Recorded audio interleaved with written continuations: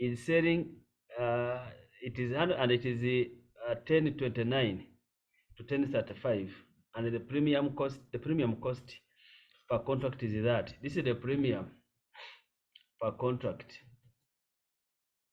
Now this is the information about the money market, and this is the information about the future market, and we also have information about the forward market.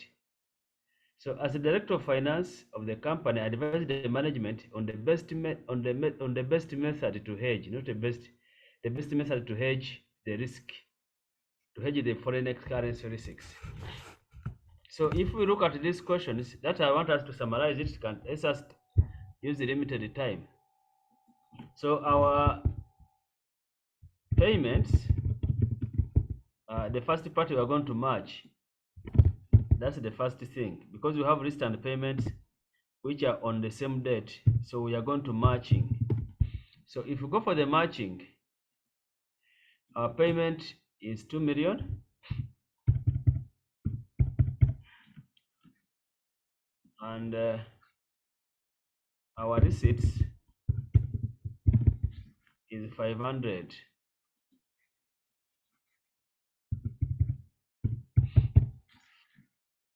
So in this case,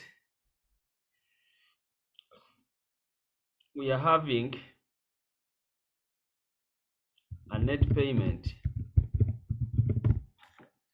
We have a net payment which is this minus this. That is the net payment that we have. It means in this case we are going to hedge. We are going to hedge a payment. Now, when you are going to hedge a payment, if you look at the first method, the first question, we are having an option market. So it means the first part we are going to have is option currency risk hedging. That is the first one that we are looking at. We are going to first use the option currency risk hedging. Now, if I'm hedging options, what are the steps that I need to hedge the currency risk? Step number one, we said identify the contract period. Identify, or I can just write our contract period.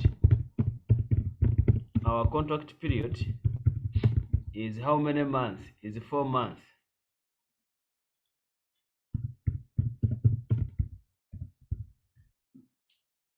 And what is the type of the contract?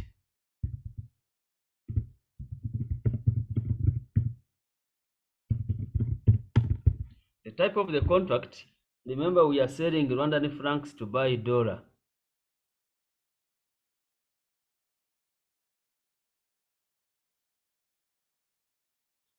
So in this case, the type of the contract, because in option, we have got two contracts.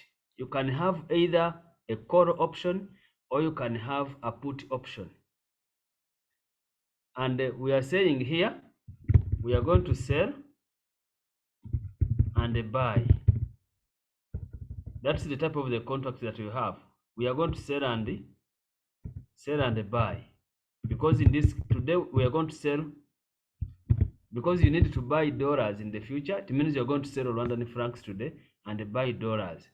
So in this case, we are having a call option. Now, once I identify this, another thing I need to look at is the exercise price. What is the exercise price? At what price is the contract can be exercised? This is the current option.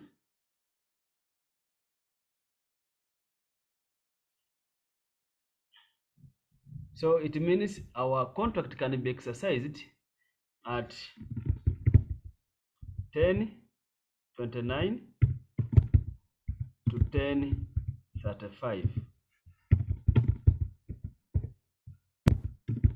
That is the current exercise price, but in this case, it means since we are buying dollars, it's going to be 10.35. I've got that. Then another thing that I need here to answer this is the number of contracts. How many contracts am I going to buy in this case? So in this case, the number of contracts, as we said, it is the contract, it's the value or contract value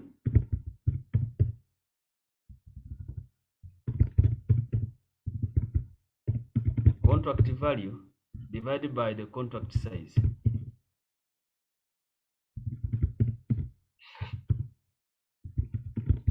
Now, which is going to be, in this case, our contract size,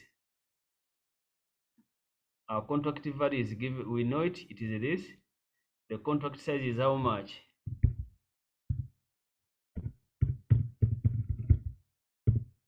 Our contract size is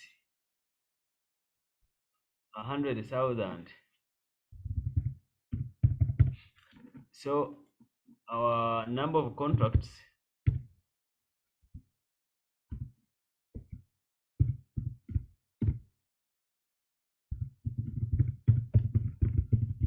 is going to be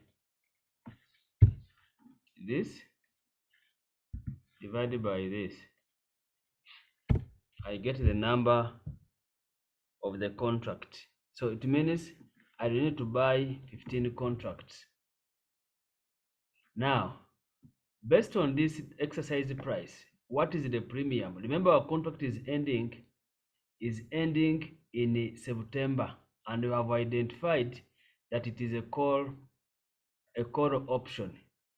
Since it is a call option and it is ending in September, it means the premium will be 3.1. So I have the premium, which is 3.1. That is the premium on the contract.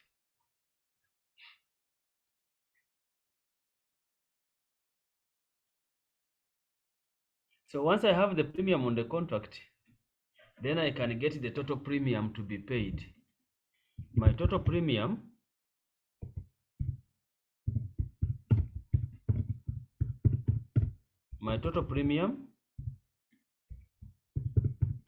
will be equal to number of contract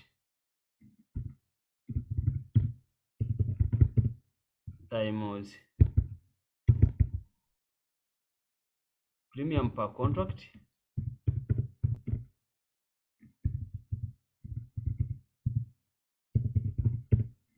times the contract size.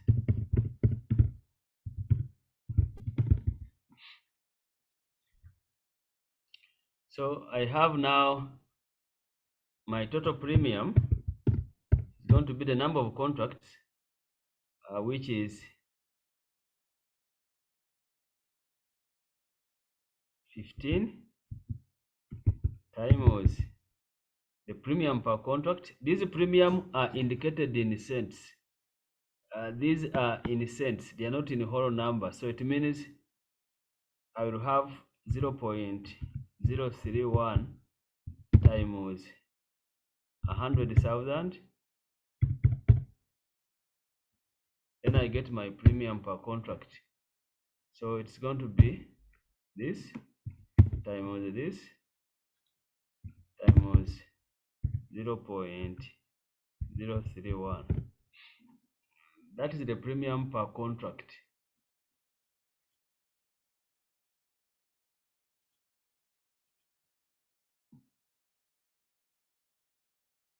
Let me see. This is in a and I said the premium cost per contract is since they didn't mention, you can make it a whole number. Since it is not mentioned, let's make it a whole number, 3.1.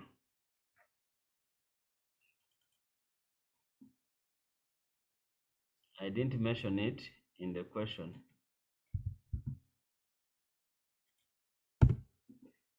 This is the total premium to be paid on the contract.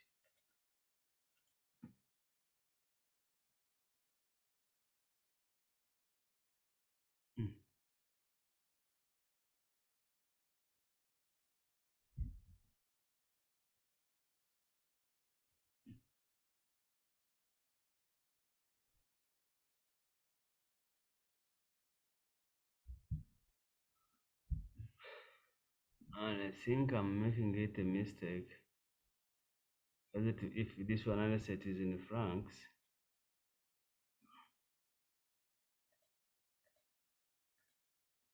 yeah, it's like that. Then once you get the premium on contract,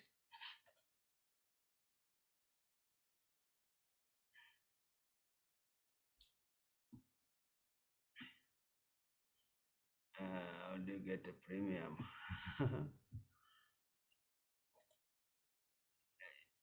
Yes, I don't know if you have a question. I see your hand is now down. Do you have a question? The microphone is open. The same question as you are reading. Okay. How do I know that it is a sell and a buy, or a buy and a sell contract? Now, in this case, in this contract, we are going to pay. It is a payment contract. Being a payment contract, it means if you go in the market, you are going to sell the francs and buy dollars. So you are selling and buying.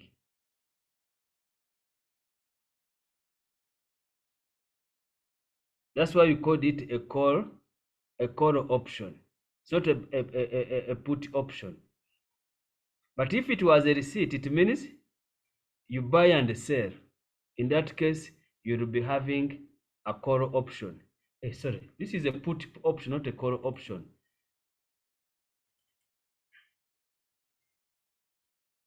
A put.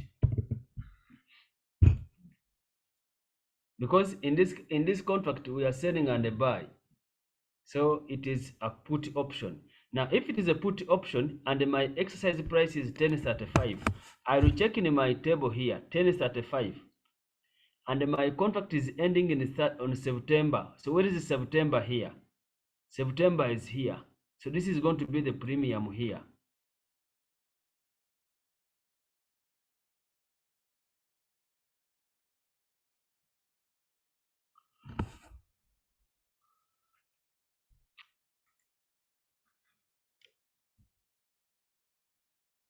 So what is the contract? Contract value at spot rate is going to be 1.5 times, because our spot rate in the market is 10.33.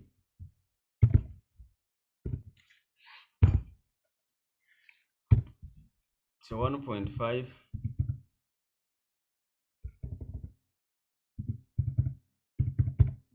times 10.33.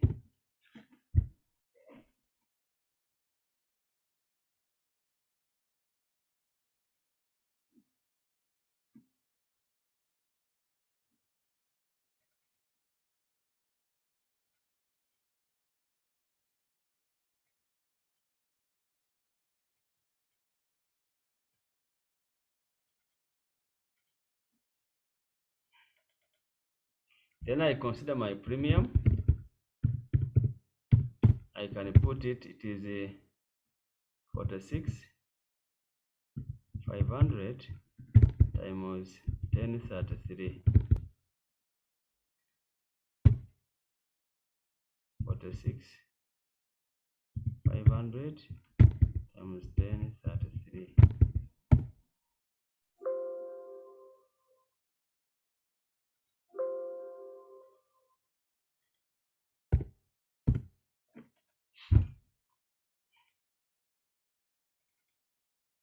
Then I get my total here. This is going to be the cost in case we use options. That's how much we are going to incur on this contract.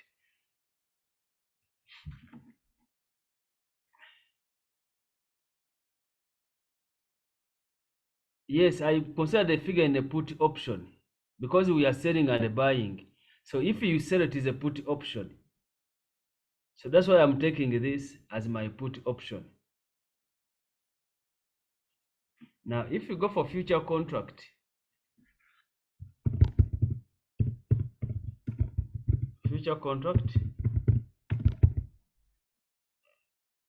this was option currency. Future contract risk hedging. If you go for future contract risk hedging, I still have the same data. They told us this is the data in the contract size is our transaction value is still 1.5.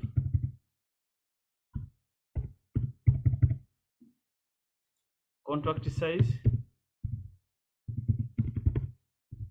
is 200.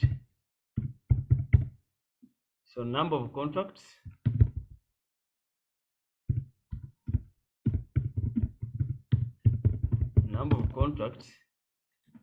will be this divided by this. So that is almost 8 contracts if we round off. So you have to buy 8 contracts. Now, if you're using a future contract as we said,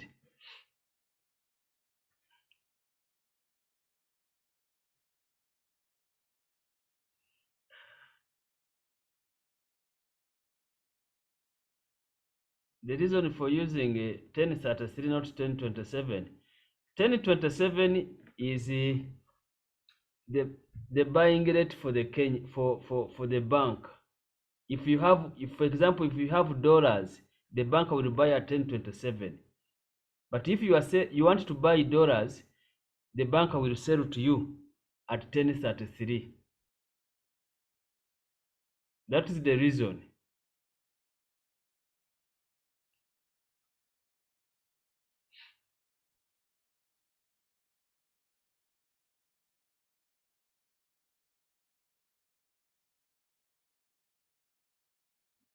And they have told us the current option contract is expiring on 30th June. So we can now look at our future price.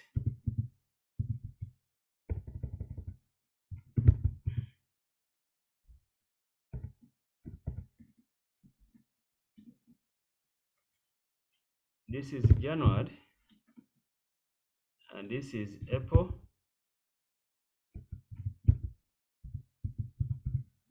And we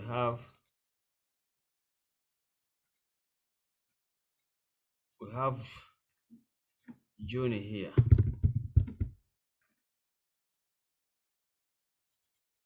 Now, what is the future price?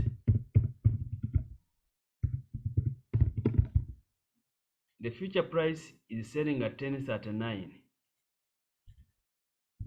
1039, and the spot rate is how much? The spot rate, they told us on first, the spot rate is 1030.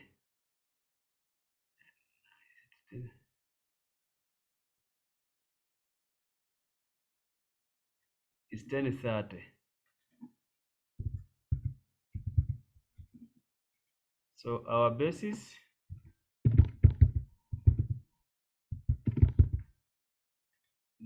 is this minus this.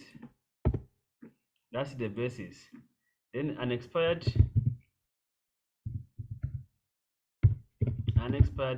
period of basis. Unexpired period here is to 30th June. I think they are 6 months. And when we are here, they are 2 months. So meaning here, it will be 2 over 6 times 9, and I think we get 3. That is the unexpired basis. Then our closing spot rate,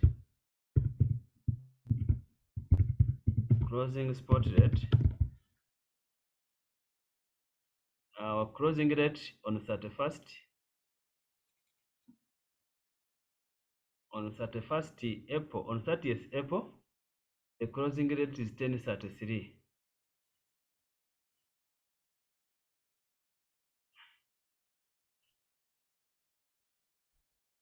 The spot rate is 10.33. So we shall have 10.33 plus 3, which gives us 10.36.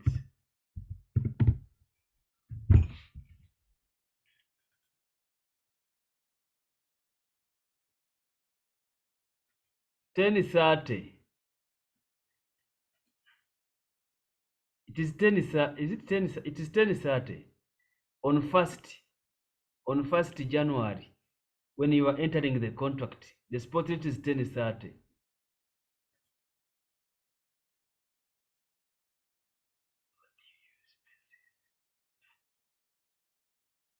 I really don't know. Honorable, have you been attending our class? Because a basis, we said it is the difference between the future price and the spot price. That is the basis.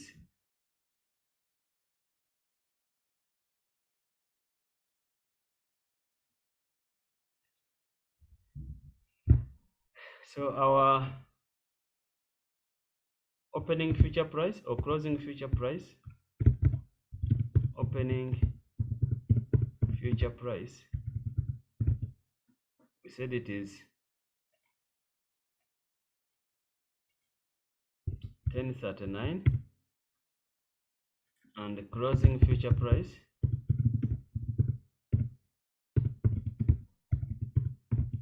it is 10.30, and based on the type of the contract, it is a sell and a buy. So if it is a sell and a buy, it means this is my selling price, and this is my buying. No, this is the opening is 10.39, the closing is 10.36, sorry. And you are dealing with the contract which is selling and buying. So if this is the selling price, this is the buying.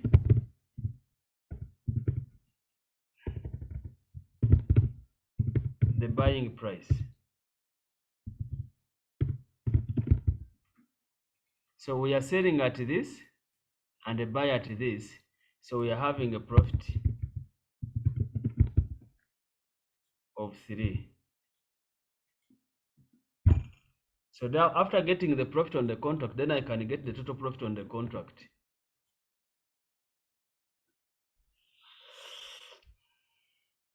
Which 3, Eric? Please be clear. Which one?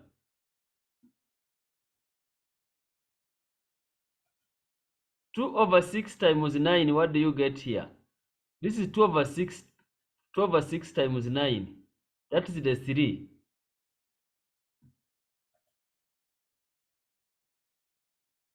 Two over 6 times 9. I think you get 3.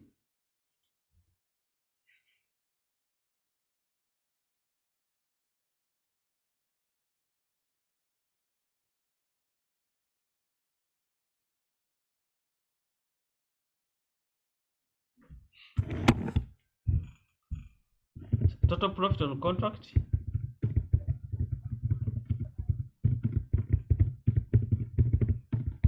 will be the number of contract, which are 8, times the profit per contract, which is 3, times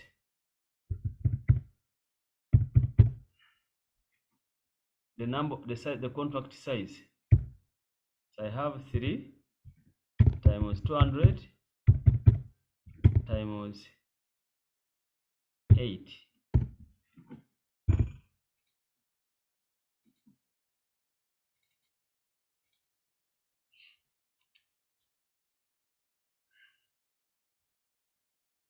So my hedging effect, my net hedging effect will be the contract value, which is 1.5 times 1033, the spot rate at the end of the contract. 1033 times 1.5. Then I consider the profit,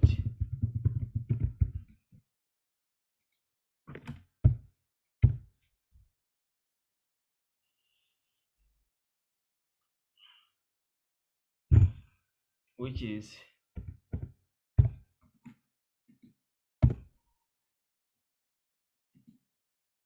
so our future contract value is this.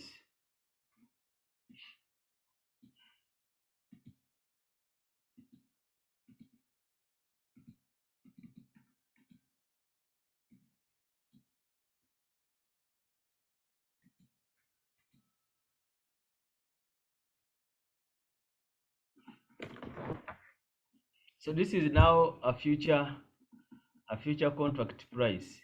If you hedge using the future, that is the value. If you hedge using the options, this is the value. Now you can go to money market.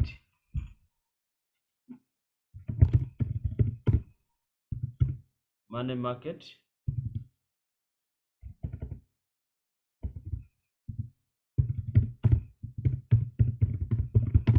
Money market contracts. Now if you go to money market, remember we are hedging a payment, as we have already identified. We are hedging a payment. So if you are hedging a payment, we have Rwanda here and we have USA here. So as we discussed, if you are hedging a payment, it means you are going to borrow in Rwanda and deposit in USA. So what is the deposit here? It is 1.5. That is the deposit. And our deposit rate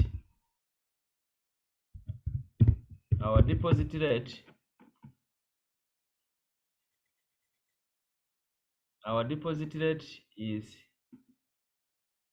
in USA, it is 5%. That's the deposit. And the annual, that is per annum. So this is 5% times, I think 4/12. We are hedging for 4 months. 4/12. I think we are going to get 5% times 4/12. It is 0.016.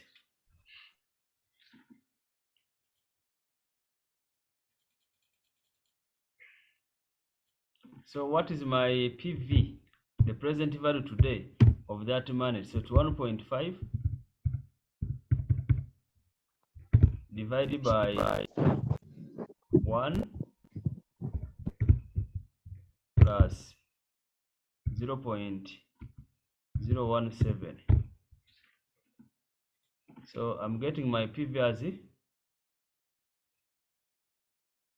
1.5 divided by 1 plus 0.017.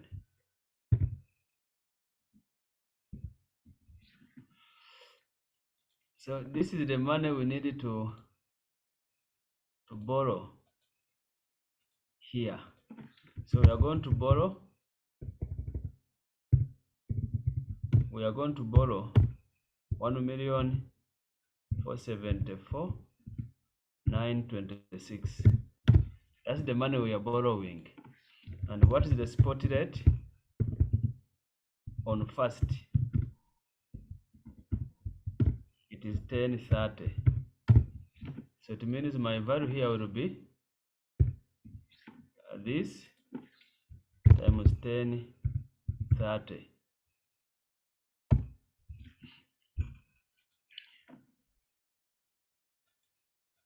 And what is the borrowing rate?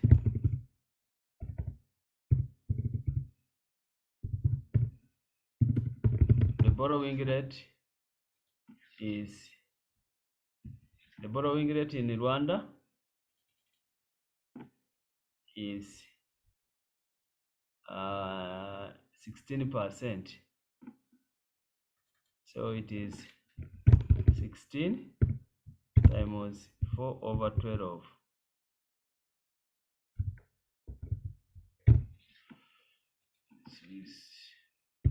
16 times 4/12.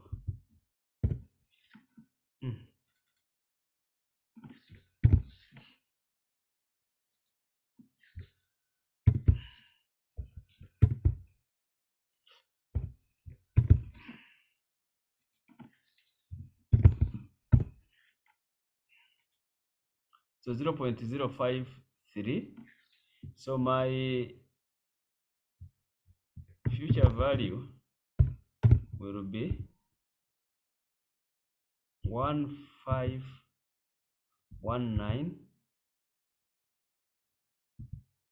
174 041 into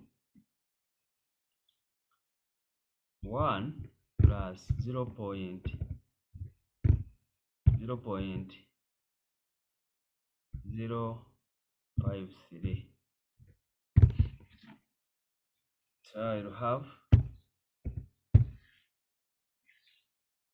this times 1.053. So this is the money market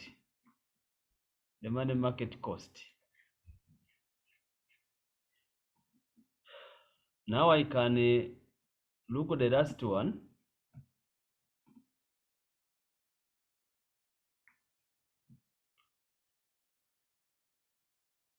The last one is to use a forward contract. Forward contract is quoted in the 1.2 to 1.45 premium. So I know the spot rate. My spot rate is 10.30, 10.15, 10.15 to 10.30. That's the spot rate. So and the premium is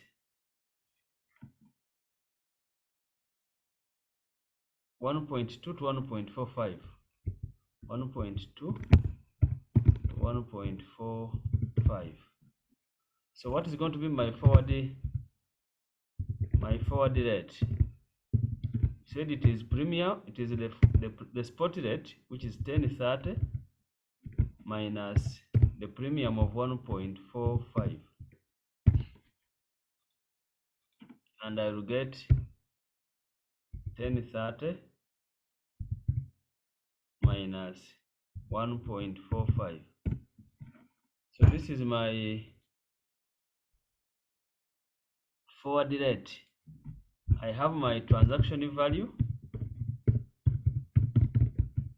The transaction value is 1.5.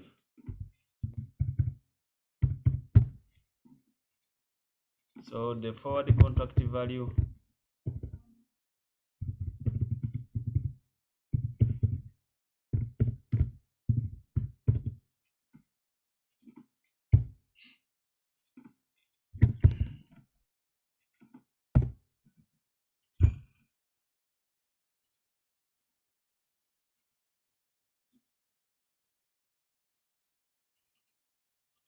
so we can now make our comparison.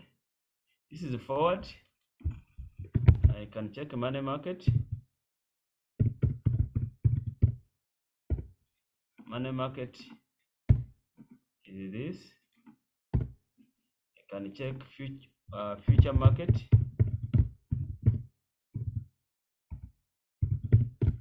Future market, we got this.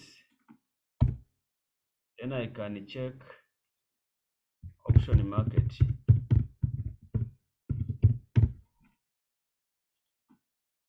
Option market, we got this. So if you compare these four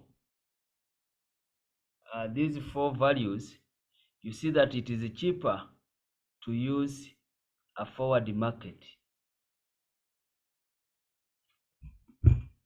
So it is cheaper to use a forward market.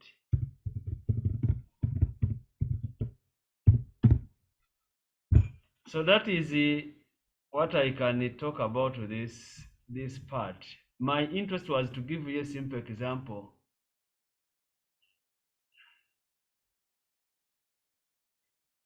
On option number what? Option 2. Option 2 is what?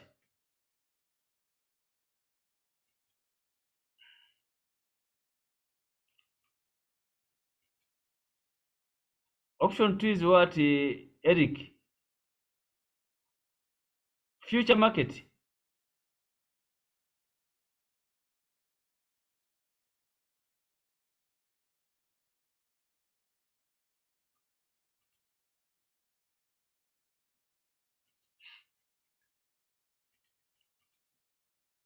So future market,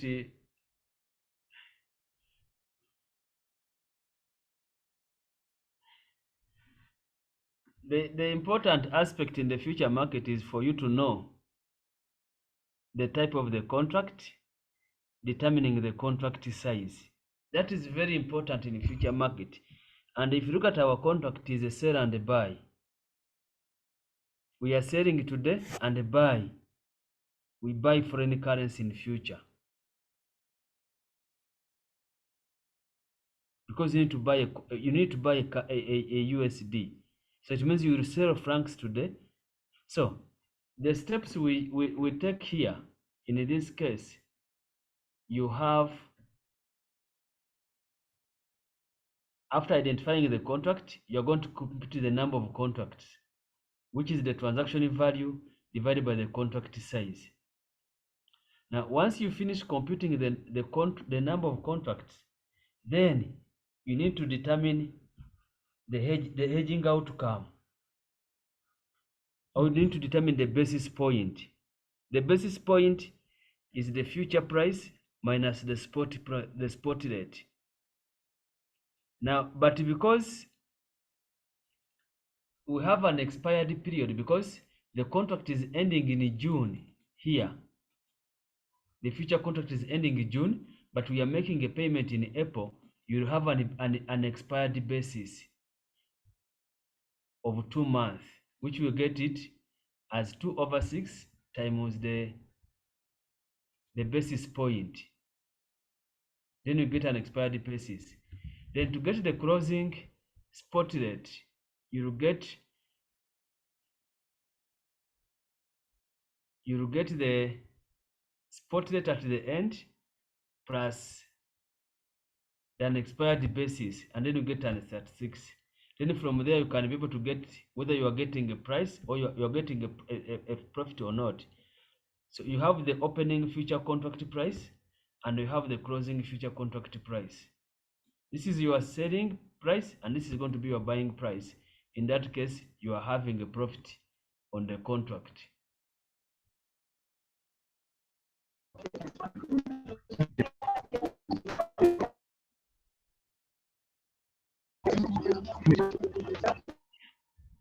I think I said it is cheaper to use forward contract.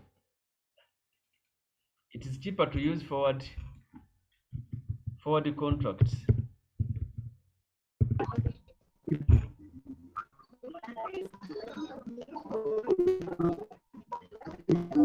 sir. Yes. Can you have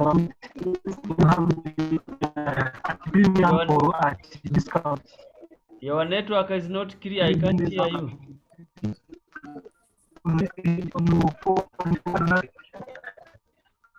Your network, my dear. Can you put your question in the message?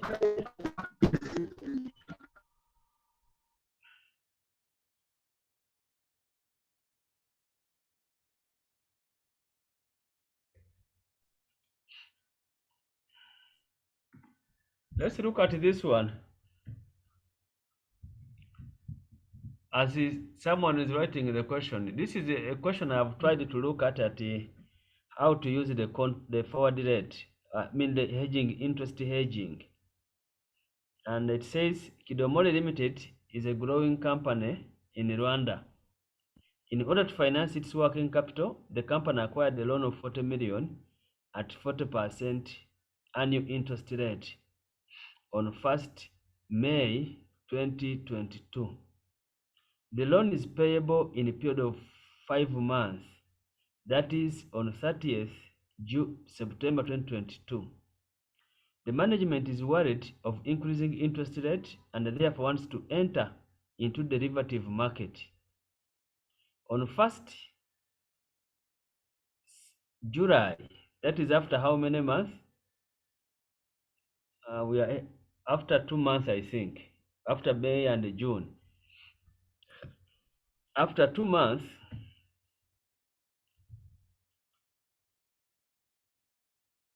on 1st July, the management decided to hedge the interest risk and therefore evaluating of either using a future interest market or a forward interest market. Below are the information relating to the two markets. If you look at the future information about the future market,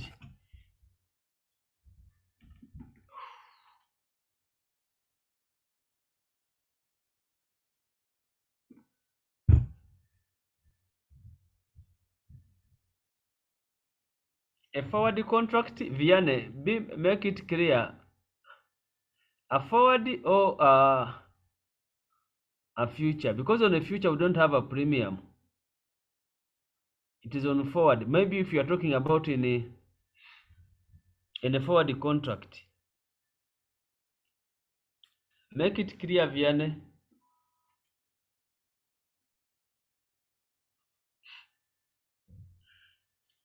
The future price is 87. That is representing. So we said that if you have a discount is added on the spot rate. If it is a premium is subtracted on the spot rate. That is how we adjust.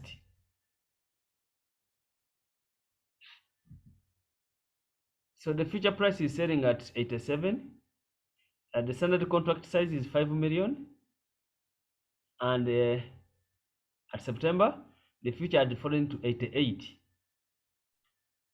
This is the information about the spot rate. The forward contract is currently selling at 12.5, and inverted to the best and this one. So let's look at the first one, the future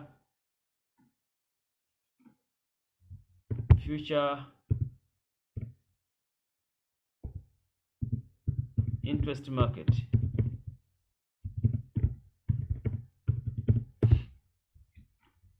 Future interest market hedging. Now, if you are using a future interest market hedging, what do we need?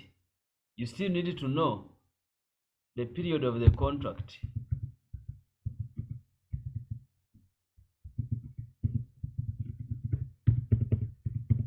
Based on what information we have, we are hedging after how many months?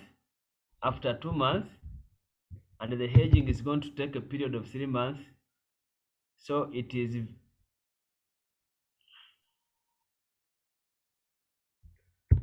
I think it's like that, 2v5. The contract hedging is if starting after 2 months, and we are going to hedge for 3 months. Then another one is to understand in hedging.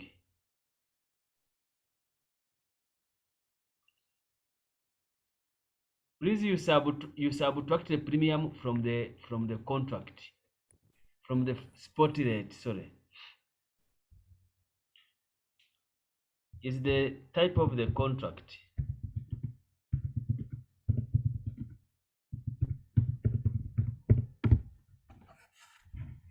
What is the type of the contract?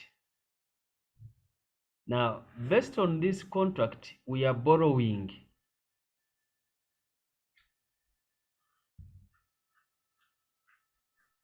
If it is a borrowing contract,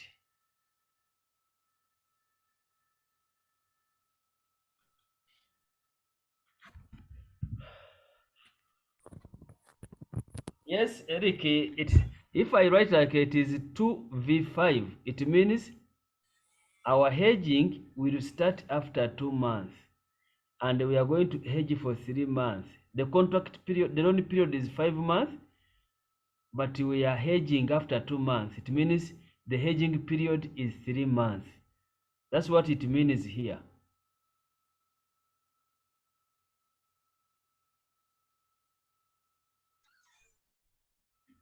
So the type of the contract, it is a buy and a sell. So a sell and a buy, a sell and a buy. So it means we are selling interest today and buy interest in the future, because it is a payment. It is a payment. It's a payment contract. Now, the next step is to know the number of contracts you are going to buy. How many contracts are you going to buy? This one is equal to the loan exposure.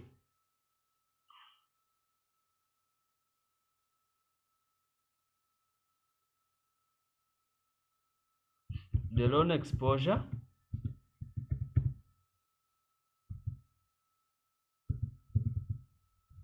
divided by the size of the contract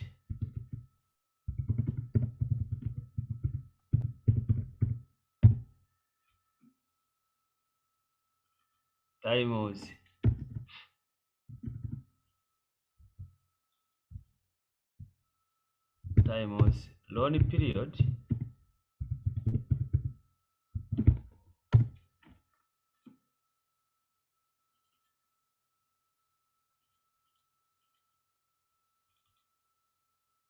loan period over contract period.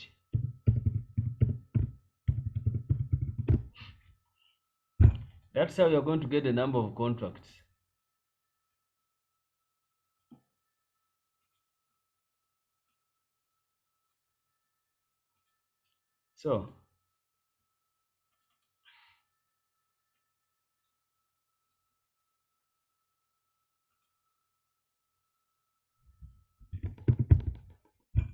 So how many, what is our loan exposure? We can now look at our data. Our loan exposure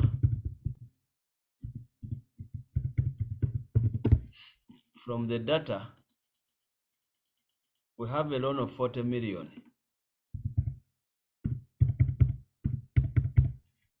The contract size,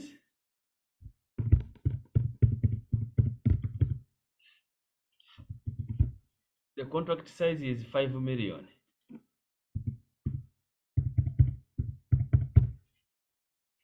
So our number of contract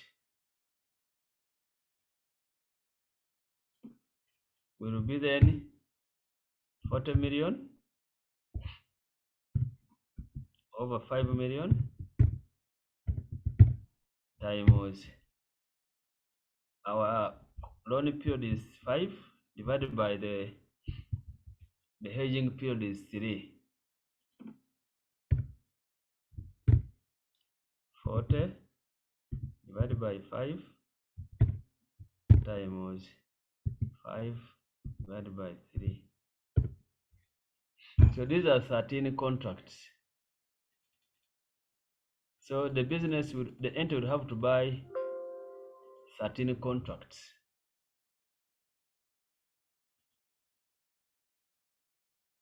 Now, once I have the number of contracts, then I can look at my hedging. So what is my opening future price? Excuse me, sir. Yes, please. So always when we have a loan to be paid in the future, when we are hedging, this is how we have to calculate the contract number. Yes, if you are using future. Okay, thank you. Okay.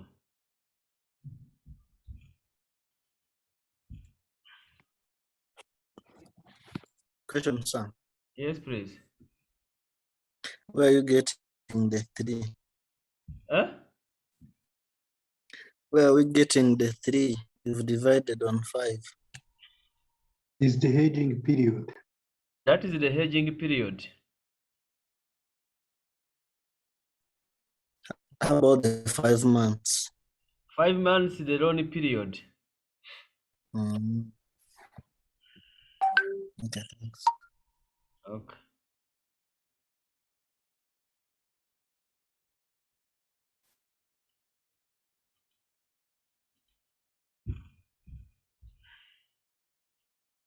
So now we can look at our opening future price.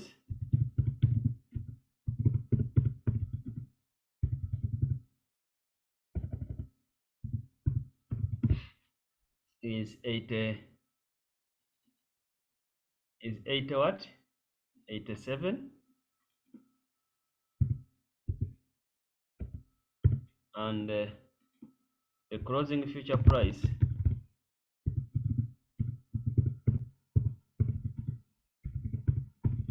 is 88. And remember, our contract is sell and buy. It means we are selling here. This is the selling price.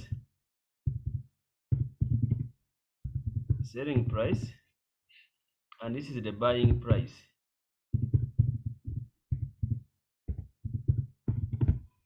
So in this case, you're going to have a profit of 1.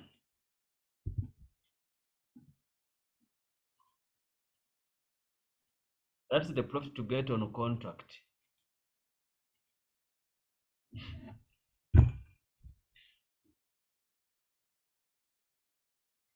Not always, Eric. It depends on the contract. Our contract, it is sell and buy. This is the type of the contract. Sometimes a contract can be buy and sell. If, for example, it is a receipt, it will be a sell and a buy and a sell.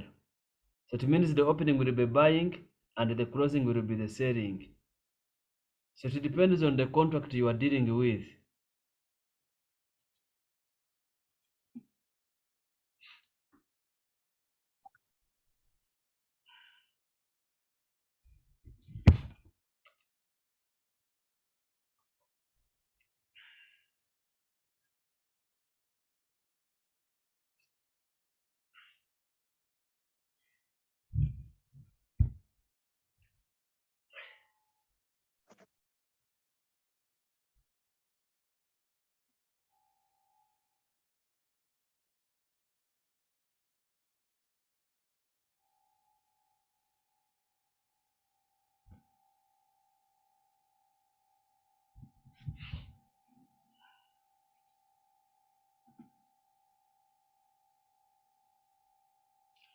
Where have we got in the question that it is a sell and a buy? Where we have got in the question, I said, those whom we always move together, I said that if it is a contract where you are borrowing, if it is a borrowing contract, the contract is always sell and buy. If it is a borrowing, I think that is what we wrote, those whom we are together on Sunday, I think. If it is a borrowing contract,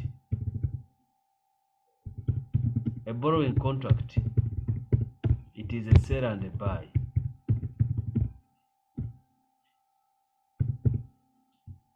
If it is a lending contract, it is a buy and a sell. That's what we wrote, I think, those whom we were together last time. So this one is a borrowing contract, so it's going to be a sell and a buy.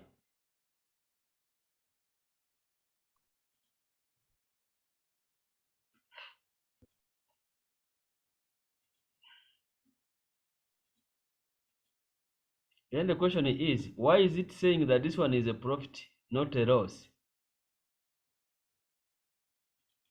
Remember what we said. This one is the same as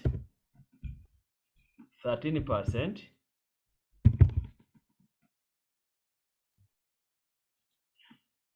This one is 12%. You will sell interest at 13%, but you buy interest at 12%.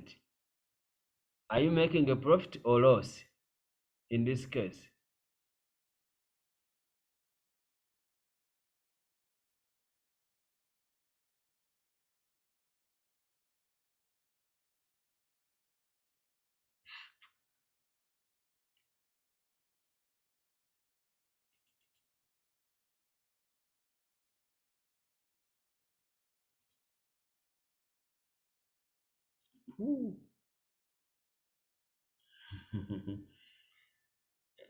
Eric, this is how we quote contracts.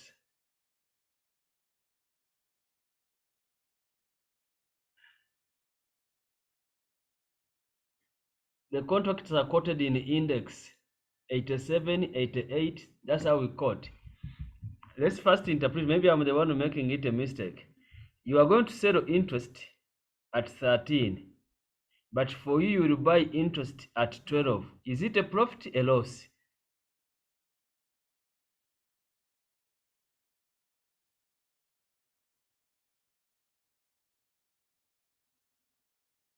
You are selling at 13 and buy at 12. Are you There is making a a profit? profit of 1. It's a profit of 1. So what is the total profit?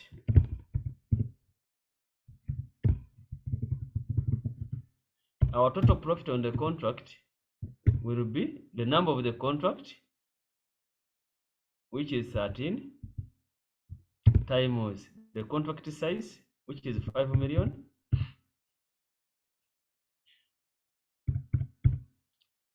times 0.01, that's the profit per contract, times the hedging period over 12. I don't know if you remember this.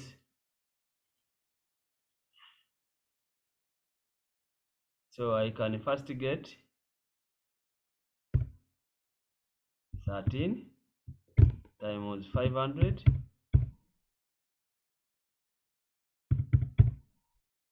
times 0.01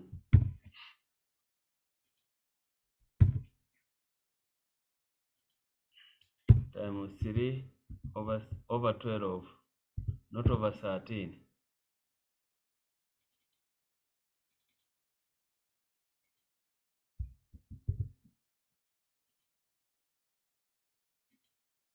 That is the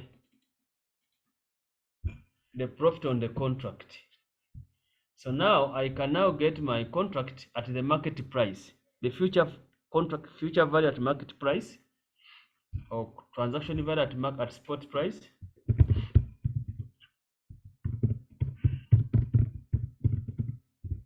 At spot,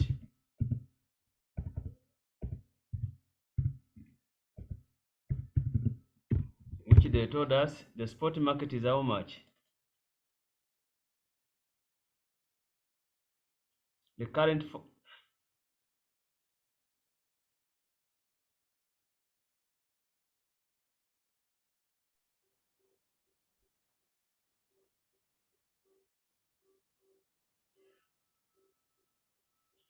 So I think we are using this one, 0.5 as the spot. We don't have spot rate on 30th December.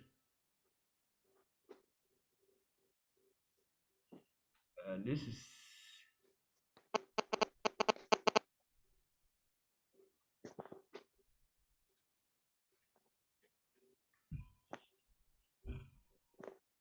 the market to hedge. This market to hedge.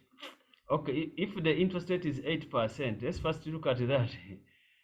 If it is 8%, if the spot rate is 8%, so 8%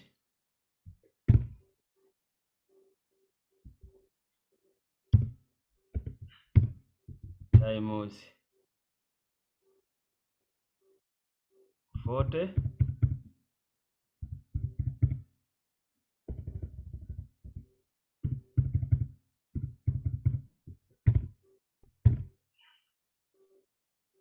times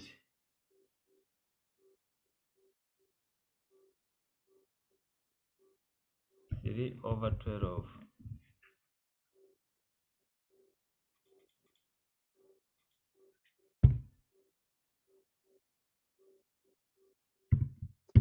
Eight percent times 12. This 3/12.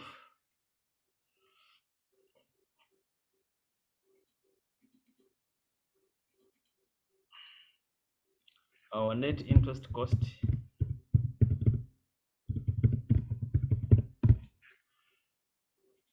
will be this minus this. That will be the interest cost on the future.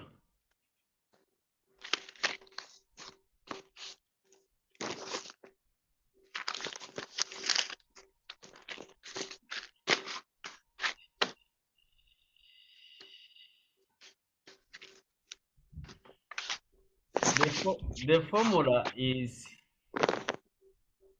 number of contracts. If you are calculating profit, it will be number of contracts times contract size times profit per contract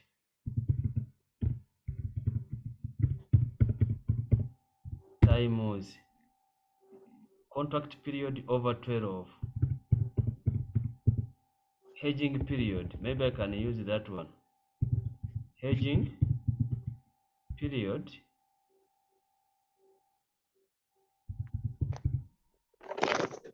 divided by 12. What you are dividing is this hedging period.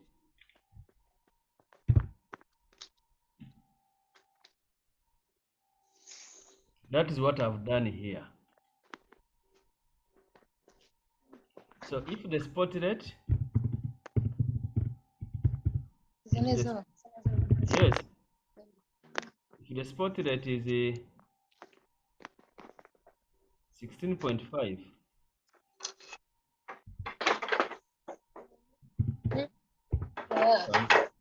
I'm going to mute you, friends.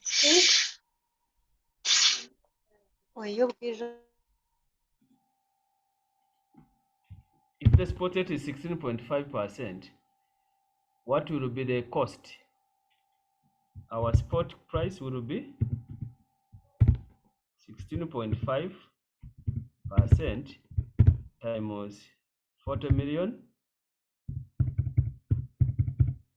times 3/12.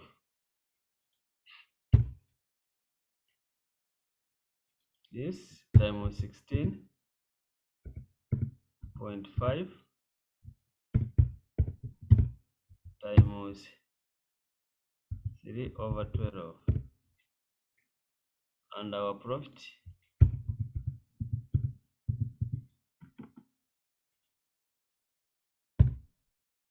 is this. So our net interest cost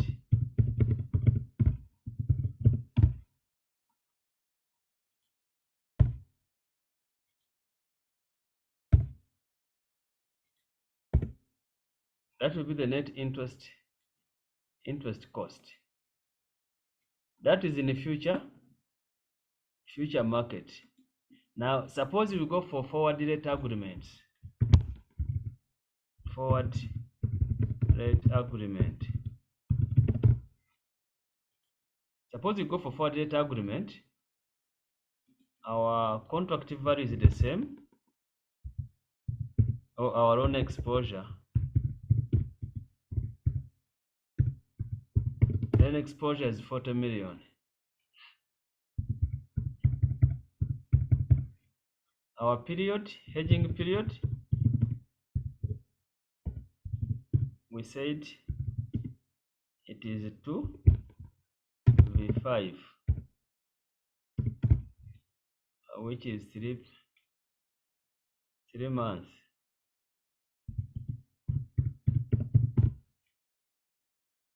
Now our forward rate,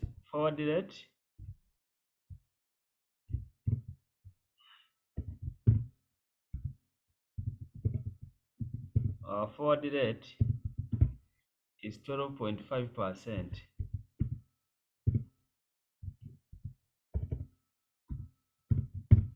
And our spot rate,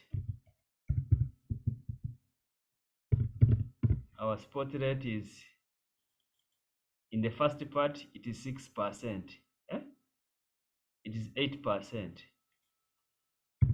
So if the forward rate is 12%, and the spot rate is 8%, in this case it means there is a loss or extra cost. There's an extra cost.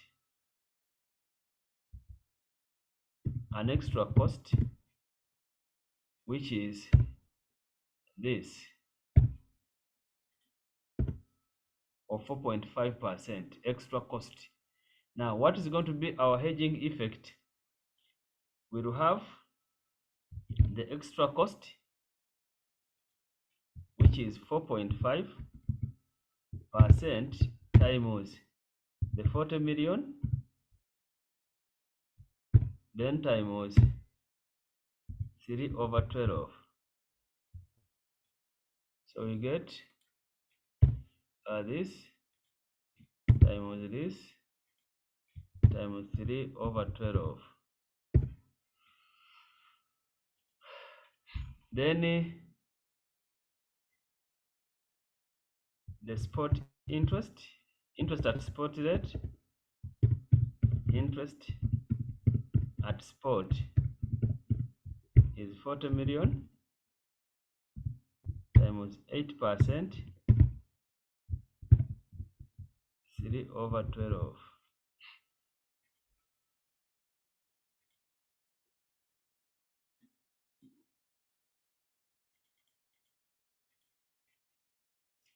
So I'll have this times this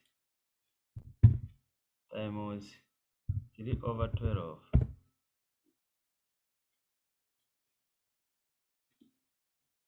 So that will be the interest rate in the case we use a forward rate agreement.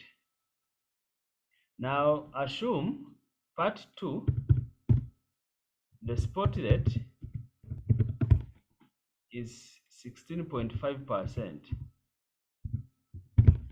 and the forward rate is 12.5%.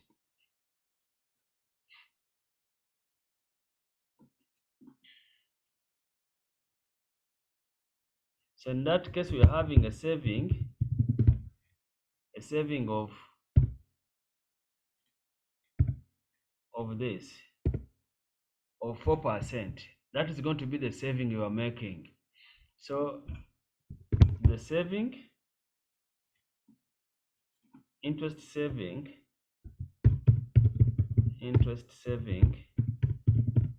is 40 million times 4% times 3/12.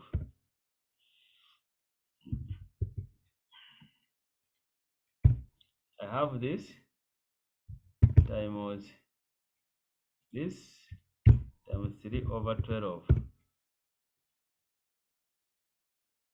This should be, or I can put the other one cost. Then spot interest, we have already calculated. No, spot interest will be 40M times 16.5%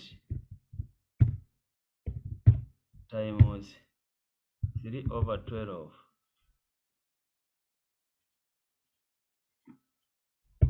So what do we get here?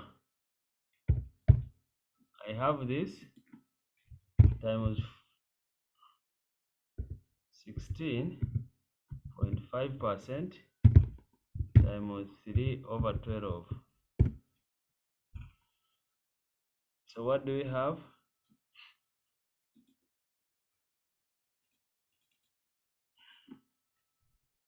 So this is going to be the net interest cost. So if we can compare these two, here and here, this and this, so automatically it is cheaper to use a future contract hedging. It is cheaper to use a future contract hedging. So that is what you can, I wanted to provide this summary of these parts on how to hedge the interest. No, the extra cost to it is to the business, not to the bank, because for this part it means the first part you are saying, it means you will take the interest at 12%, but in the market it is 8%, so you are going to lose 4.5% because of hedging. That's why we recognize an extra interest. But if you look at here, the second one, the spot rate is 16%, but the market is 12. So if you go on with the forward rate, you'll be gaining 4%, which is an interest saving. So I think that is what I wanted us to talk about in this part. I don't know if you are still strong. I can now look at maybe a question we can do.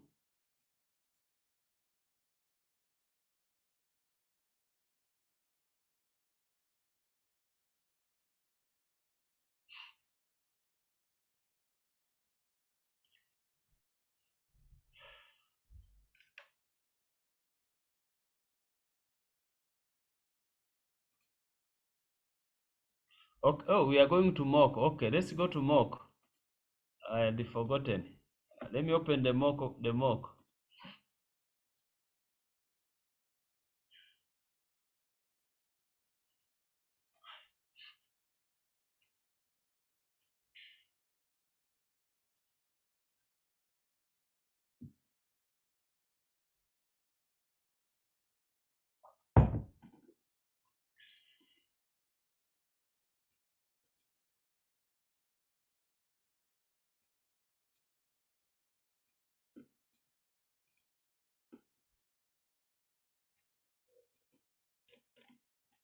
I think question 1 we had finished it.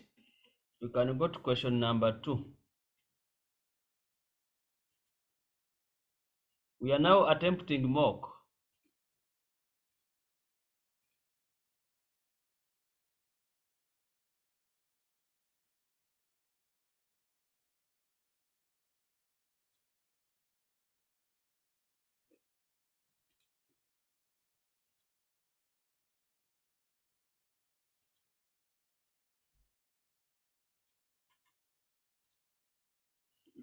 This is mock.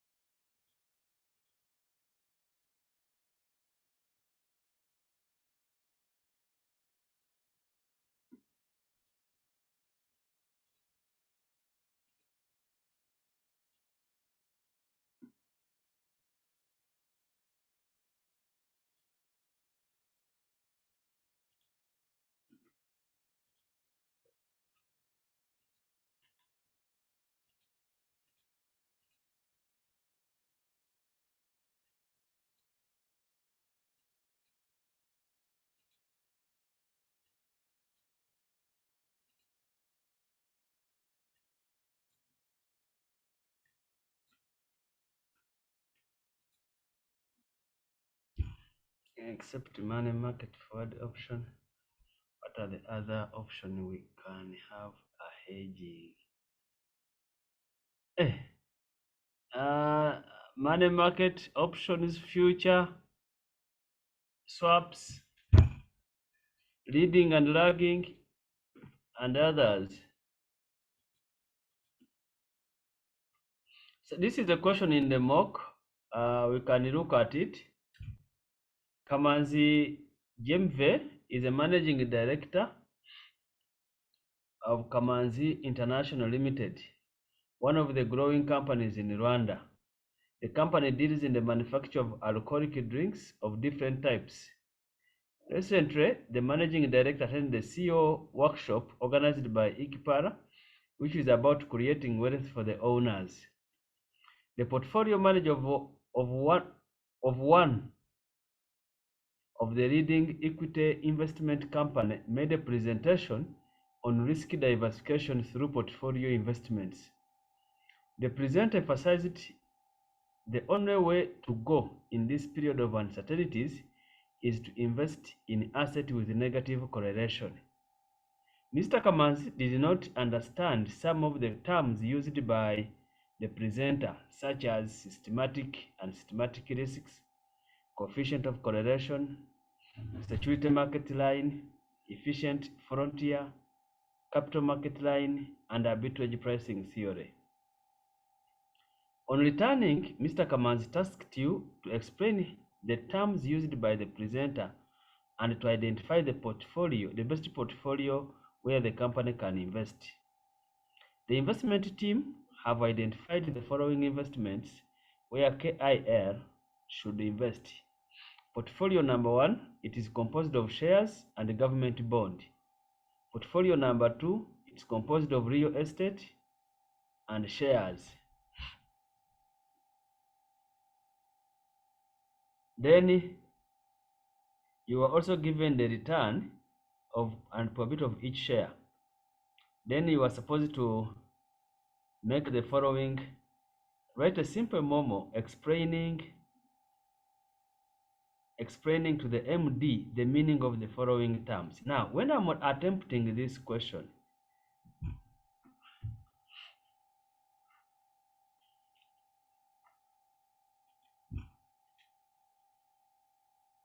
I will say, when I'm explaining, I will put like this: from maybe the financial manager, from financial manager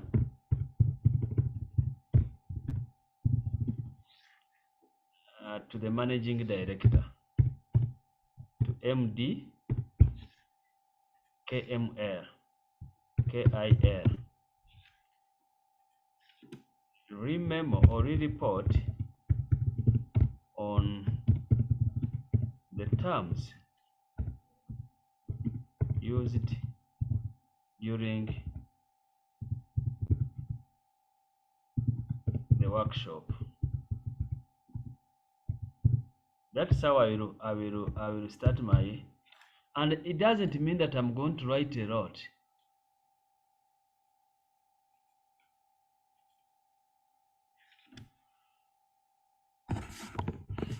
And so the presenter used the following terms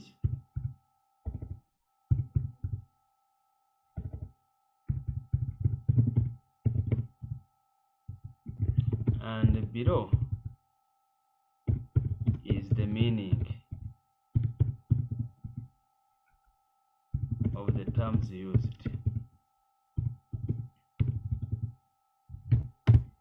So, term number 1 is systematic and unsystematic risks. Systematic and unsystematic risks. I think everyone will know this one. Systematic risks, these are risks that are within the economy which the entity cannot diversify. So we can say that the systematic risks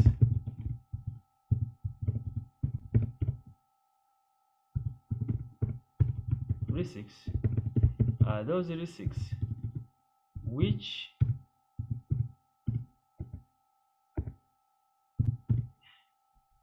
KIL faces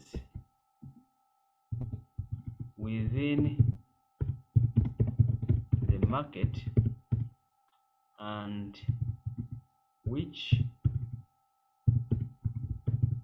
cannot be diversified.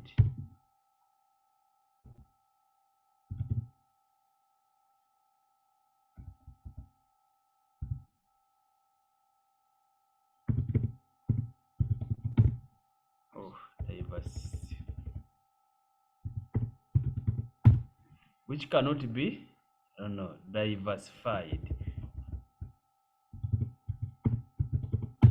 which the entity cannot diversify.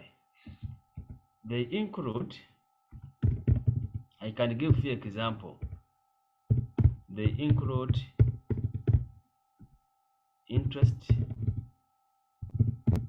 rate, inflation rate,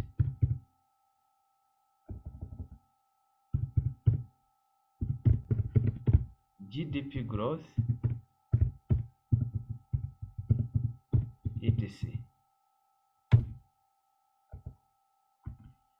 On the other hand, the unsystematic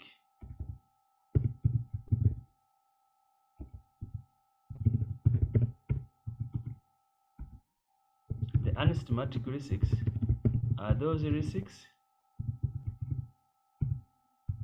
within the industry or the firm which can be diversified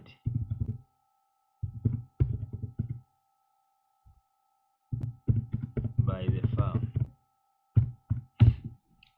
There are those risks. I can also give an example.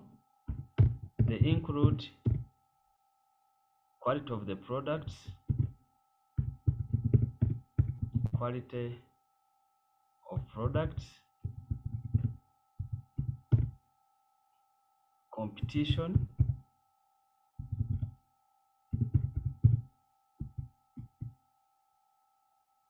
lack of skills, etc.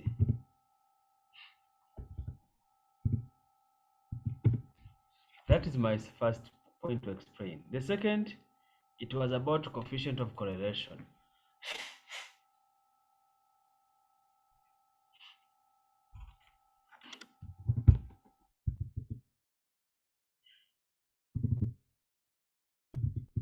Coefficient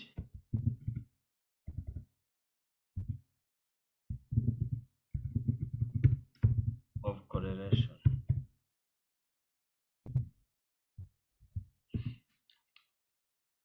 And you can say that this shows the relationship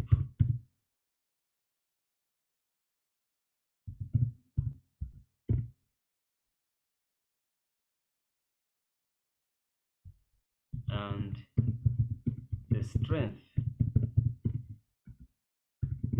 of the relationship between the asset, between two assets.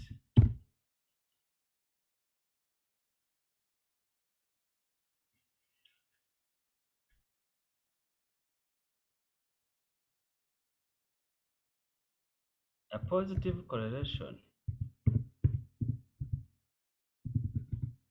because that's the word used.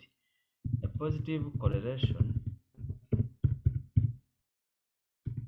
means that the return of two assets are moving in the same direction, while a negative means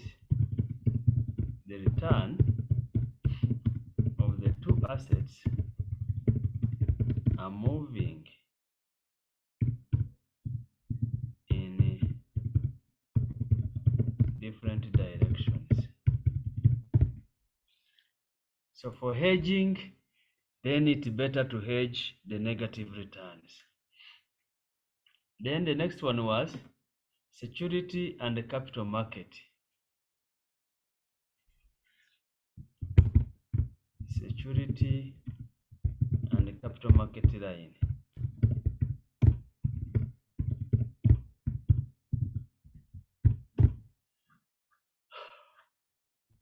And we say that a security market line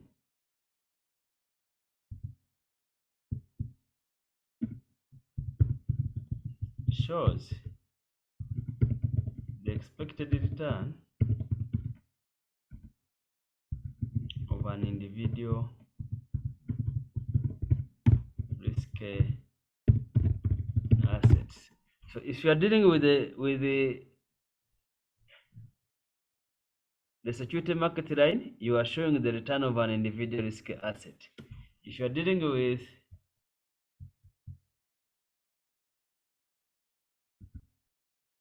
while the capital market line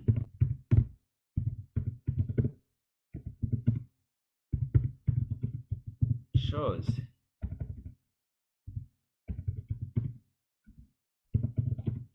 the return of two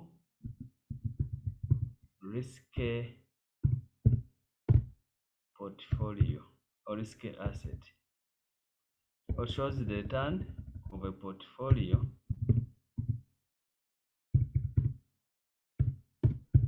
of two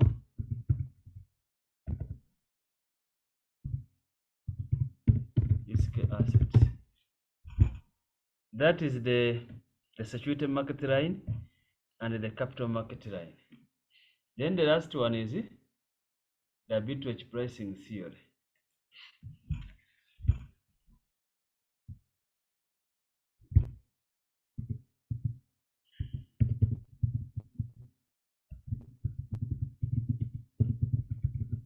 So the arbitrage pricing theory,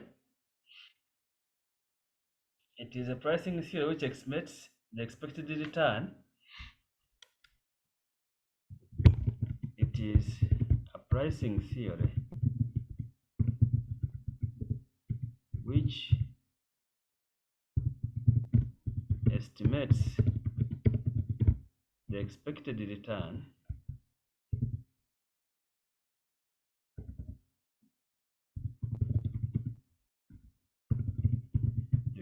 of a portfolio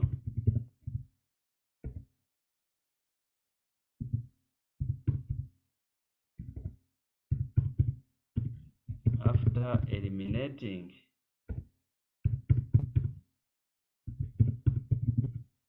all the opportunities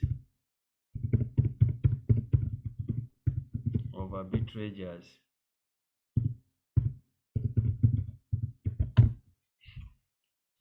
I think that is the simple terms that I can use to explain the terms. Then the second part, they require us to compute the expected return and the risk of each portfolio and comment on which portfolio is suitable for the company. Now, I'm having two assets. If I'm to compute the return of a portfolio, the expected return of a portfolio, if I'm using the Markow's portfolio theory, it is going to be the expected return of asset 1 times the weight of asset 1 plus expected return of asset 2 times the weight of asset 2. Now, which information do I have in my equation? When I'm answering, which information do I have in my equation? Do I have all these data or I don't have them? That is always a question you should ask yourself. Do you have all the relevant data to answer the question? or you don't have some data and you need to look for that data. Now, if I check in my data, I can have the data for the weight. I can get the weight of asset 1, I can get the weight of asset 2, because my total investment in the two assets will be investment in asset in a investment in shares is 100 for the first part, and let me first make this one as portfolio 1.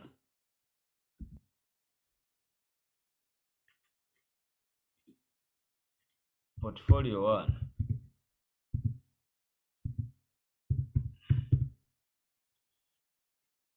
And investment in bond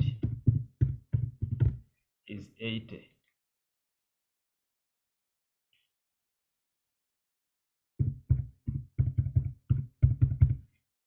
So my total investment is 180.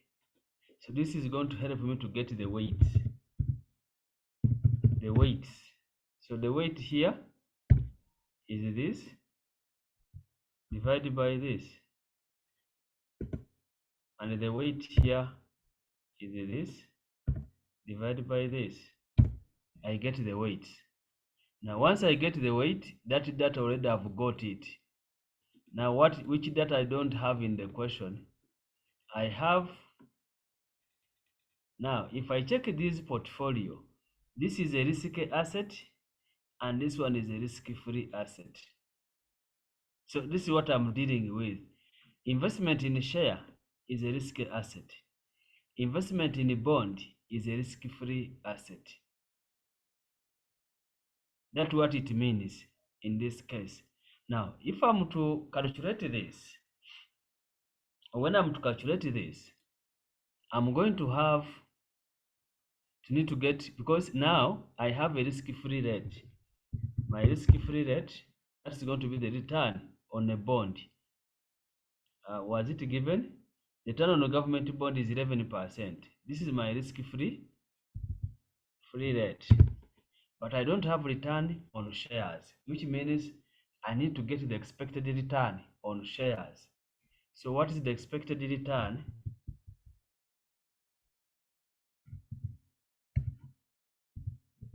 Expected return on shares. So expected return on shares, I have the probability here. I have the the return of shares. I have the expected return. I can also add here the variance. The variance, which is return minus expected return squared times the probability.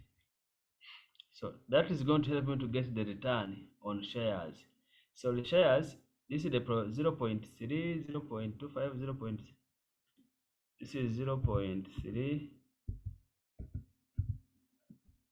0.25, 0.35, and 0.1. I think this is the return. Then here I have 15, 25, 15, 25, minus 8, then 35.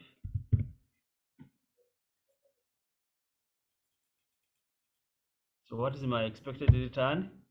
It's probability times the shares, times the rate, sorry. So here my expected return is 11%. Automatically, this is my total expected return on shares. Automatically, this is going to help me to determine the expected return of a portfolio. I have this, I have this, I have this, I have this, I have this, I have the return, the risk-free rate, I have this, I have this, I have this. Now I can get the expected return of a portfolio. Maybe to get the risk, so I only need the standard deviation of this asset. So what is the standard deviation? So I can get the variance. For the first one, it is this minus this square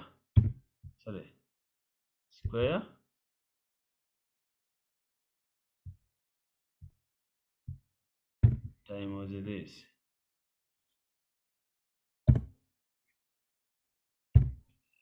Same, I don't know if it is this minus this square times this.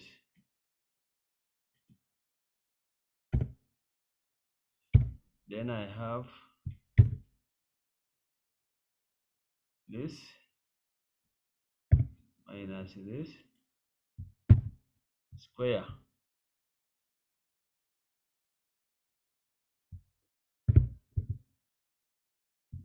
times this. The last one, I have this minus this square times this.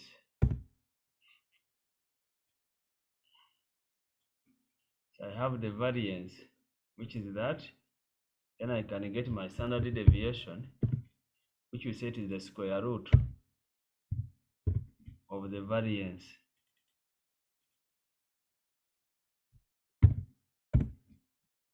So this is the square root. I've already now have everything. I have the expected return, I have this, then I can get the risk and return of this portfolio. So I can substitute in my formula, which is this. But this time I'm going to have a risk-free rate. So my expected return will be my risk-free rate, which is 0.11. How much are we investing in a bond? Is 0.44. 0.44 here, 0.1145 times 0.56.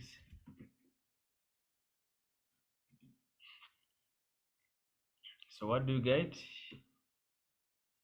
I will get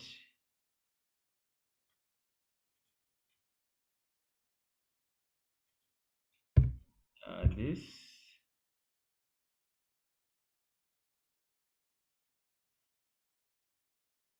the risk-free rate times this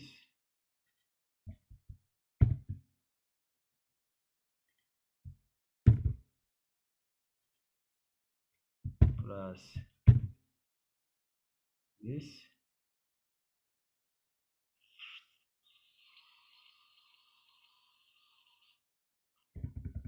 not giving me what I want. 11.45% times. So this is the return of the portfolio. Then what is the risk of the portfolio? Risk of the portfolio. Remember, you are having a portfolio which has got a risk-free asset and a risky asset. And if you remember what we said, the risk of the portfolio, that's the standard deviation, is going to be the weight of a risky asset, that is going to be the weight of the share times the standard deviation of shares. So which is going to be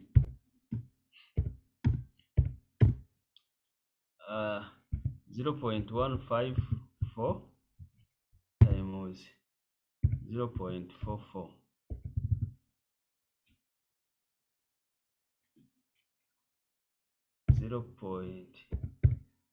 0.154 times 0.44. That is going to be the risk of this portfolio.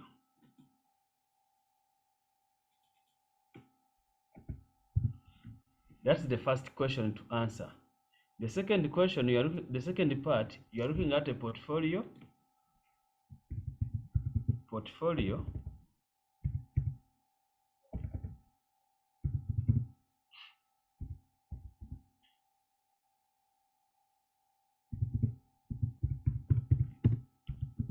of shares and real estate,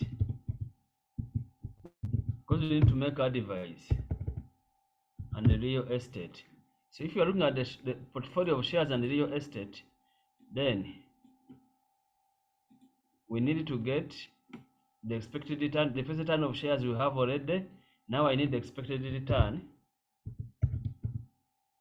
Expected return of real estate. So still I'm going to get this same item here.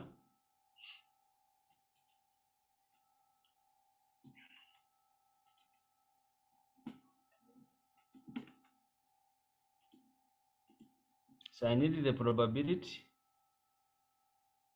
0.4, 0.2, 0.4,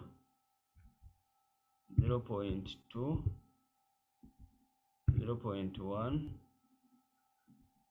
0.3. What's the return? 10 minus 10, 20 minus 10. This is 20 minus 10, 30, dot 25. So what about here? I just get my probability times the return.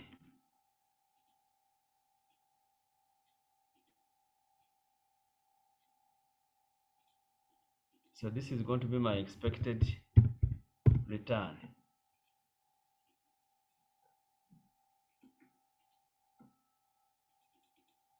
So what's the variance? Like what we did last time, I'm going to get this minus this I square, then times this here, this minus this square times this. Then I have this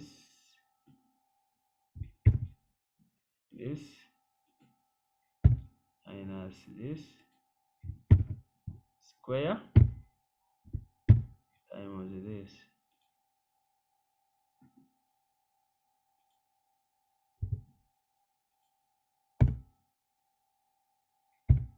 So the last one is this minus the expected return square times the probability.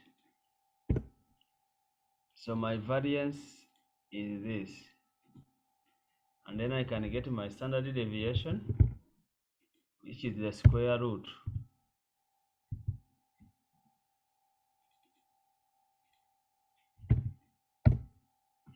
It is 13.6.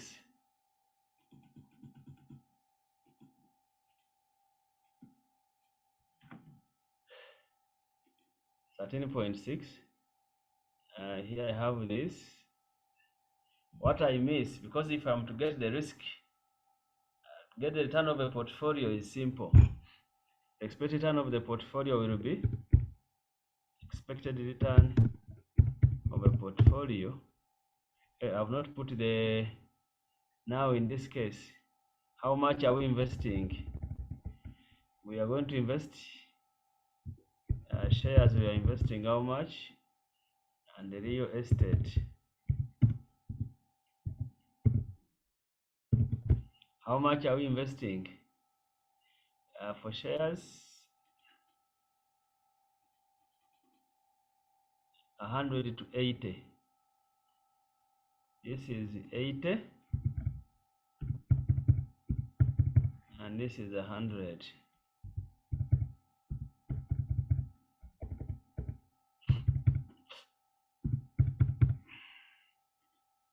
So the total is 180. So what is the weight?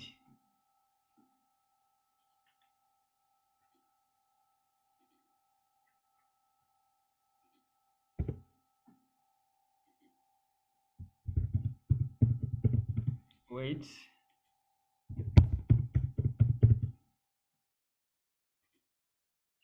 So this is I think a vice versa of what we saw.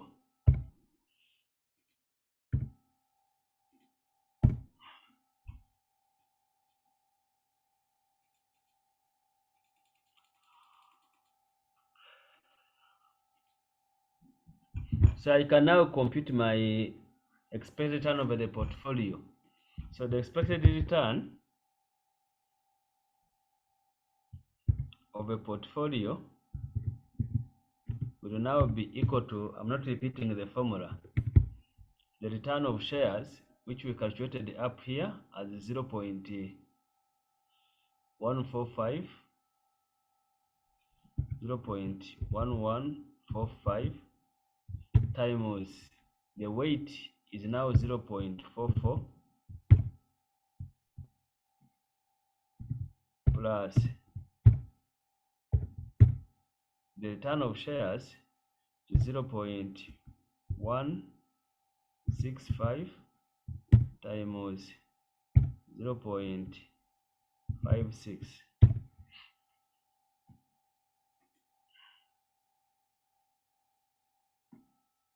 The formula is the one we are using, we have used it here. So that's why I'm not repeating it, because it's the same formula we have used.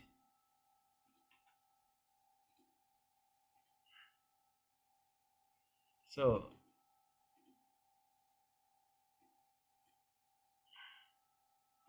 now, since I have that, then I can compute here. So it is 0.1145 times 0.44 plus 0.165 times this.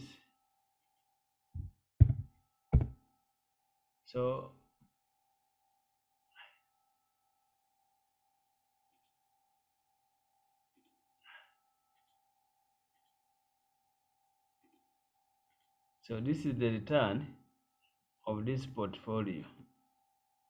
So if you compare the two portfolio, this is the return of the first portfolio. So it means if you compare these returns, it's better to invest. It's better to invest in shares. I mean, in a portfolio of real estate and shares. But we can also look at the risk, because the risk here is only 6.8. And what's going to be the risk here? So I need to get the covariance or the standard deviation, I mean the coefficient of correlation of the assets. So I need to add another column here. I can, and if I can add it here, and I call it return minus expected return, and this minus this. From that it doesn't scroll. That's where the challenge is.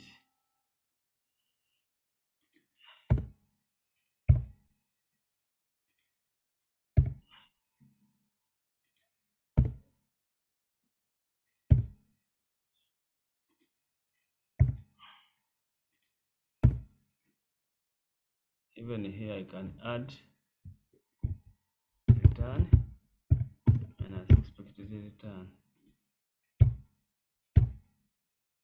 It is this minus this, and we have this minus this, then we have this minus this, then we have this minus this.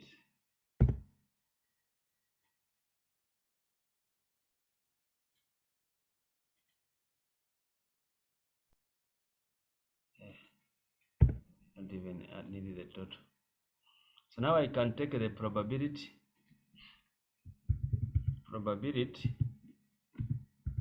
of real estate. I can take probability of share.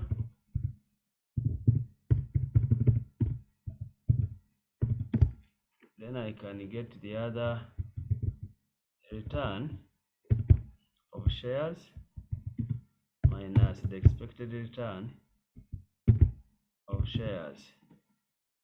Here I have return of real estate minus expected return of real estate.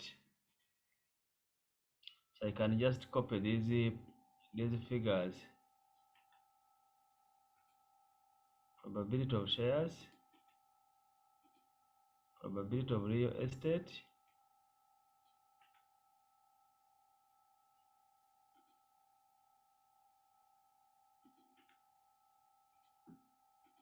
expected return here is this,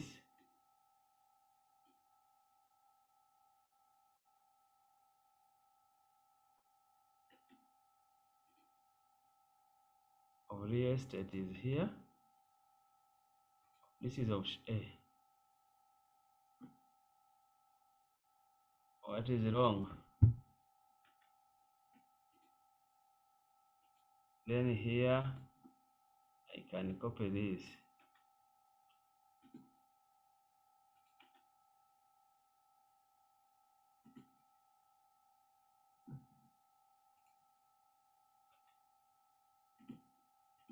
So here you have the expected return. So the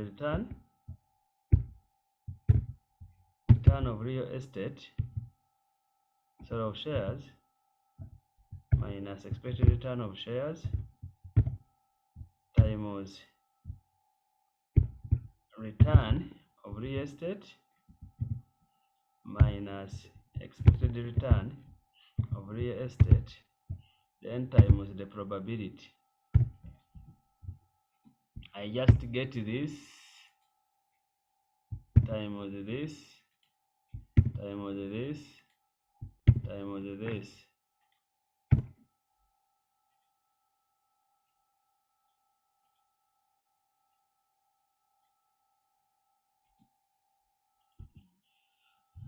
So now I have everything I need.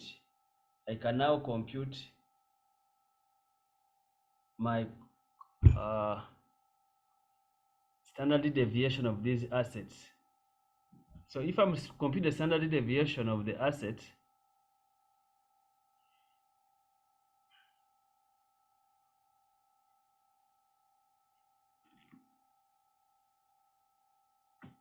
if I want to compute the standard deviation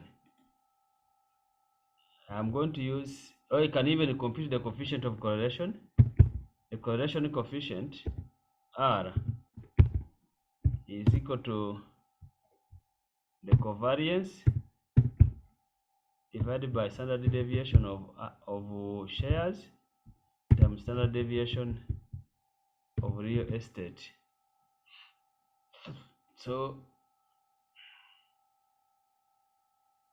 I'm going to have this divided by this times this. The standard deviation of shares, standard deviation of this standard deviation of shares is here.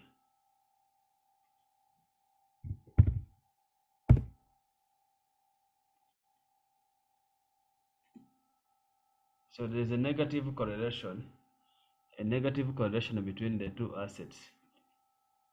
Now what is remaining is to compute the standard deviation of portfolio. And as you remember, this one we use the other formula of which is very long to write. I think I can only write the formula, you can put in the data.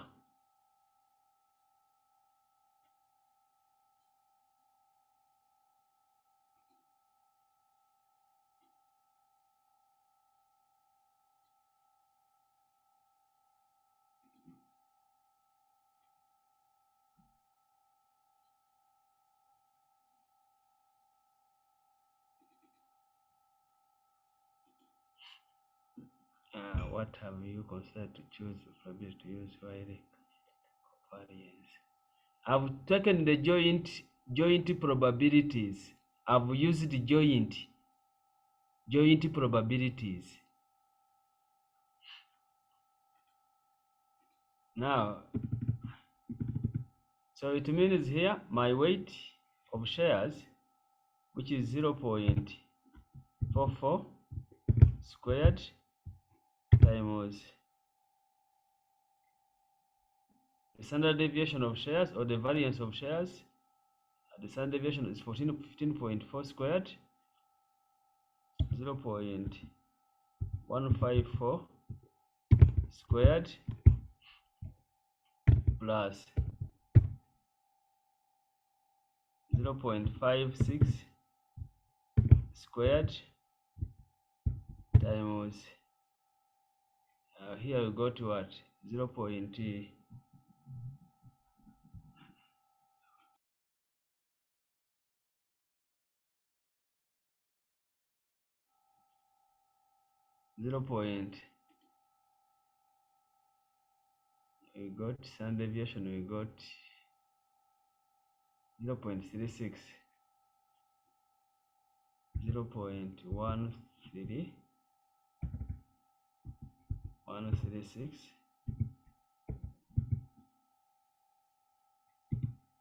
plus 2 times 0.44 times 0.56. I think I can use the times the covariance. The covariance we got was, what was our covariance? What is the covariance? Minus 19.6. I think I can make 0.19. Wait, the 19.6. So it means even this one I can make them 115.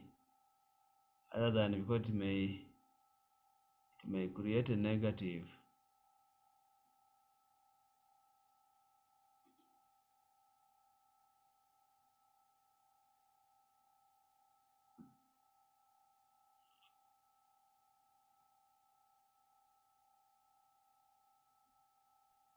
So you can now use your calculator to get that.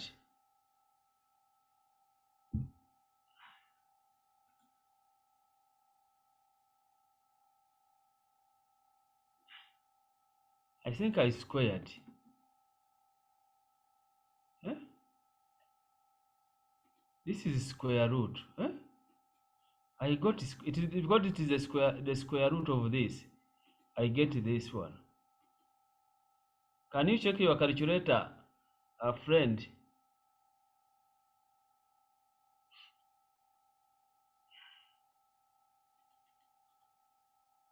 Then part B, assume the market return of 13%. Use CAPM to compute the return of a portfolio. Now, the only portfolio where you can compute this one, because in that case you are going to use, you are supposed to use the capital market line. So it means you are going to compute the return of a portfolio of shares and real estate. Now, what do I need to be able to do that? I need the beta portfolio. Using CAPM to compute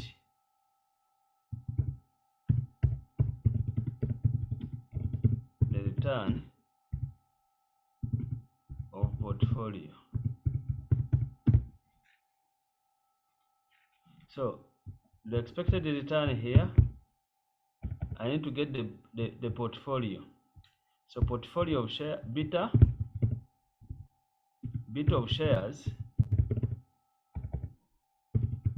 the beta of share is of shares is 1.15, 1.15. Then beta of real estate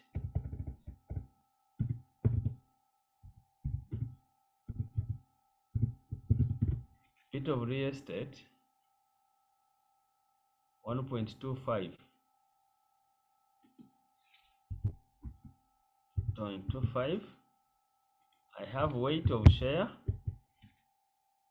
Weight of shares will go to 0.44. Weight of real estate is 0.56. So I can now get the beta portfolio, which will be 1.15 times 0.044 plus 1.25 times 0.56.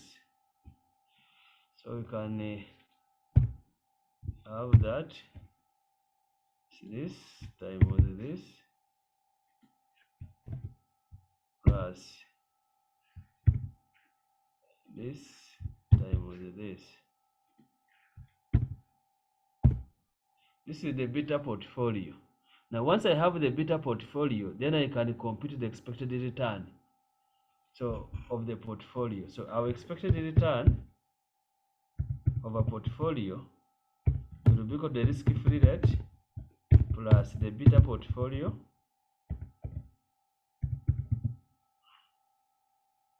into market return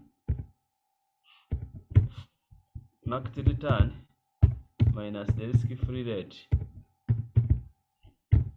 Now, our market return has been given as 13%, and the risk-free rate we have been using 11%.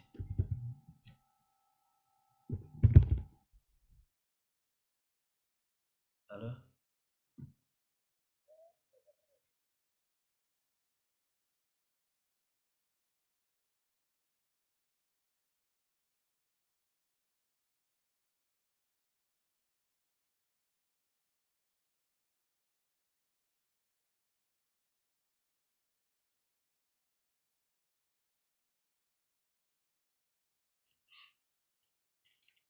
So what do you have now? We can substitute. So our expected return is going to be 0.11 plus 1.206 times 0.13 minus 0.11. So I will have this plus this into, I don't know if it will accept.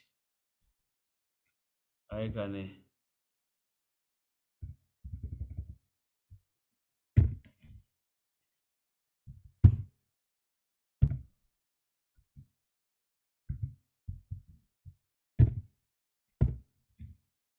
so this will be the expected return of a portfolio.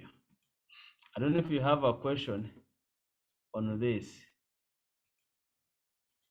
So that is how, please, as I said last time when we were discussing on Equipar, please learn how to use data, learn how to extract data. Learn how to extract data from the question and learn how to link the data. That is very important. If I have this information, how can I use this information to get this? That is very important in this part. I don't know if you are still okay that we can continue or you can stop here. I don't know what is your suggestion.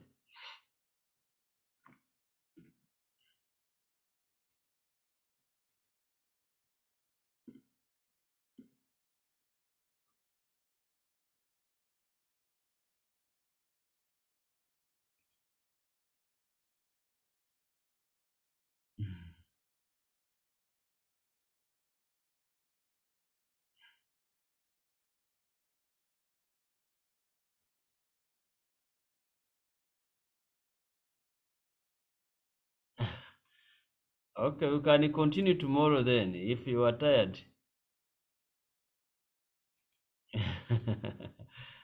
Yeah.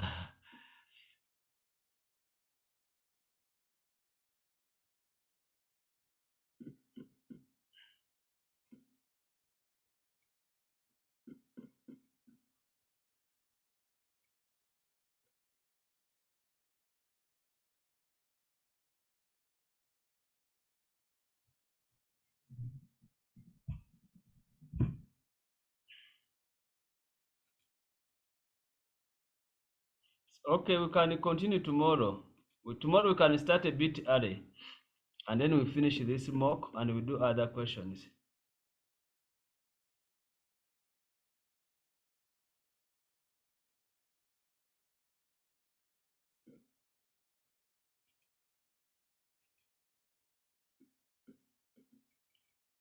Okay, so we shall do this remaining question tomorrow. We shall begin early and then we can do other questions.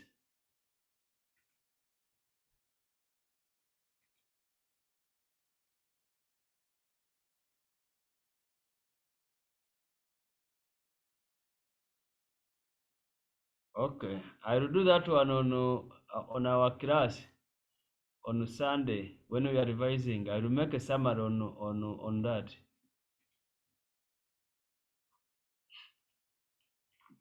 So let's stop here and then we meet tomorrow.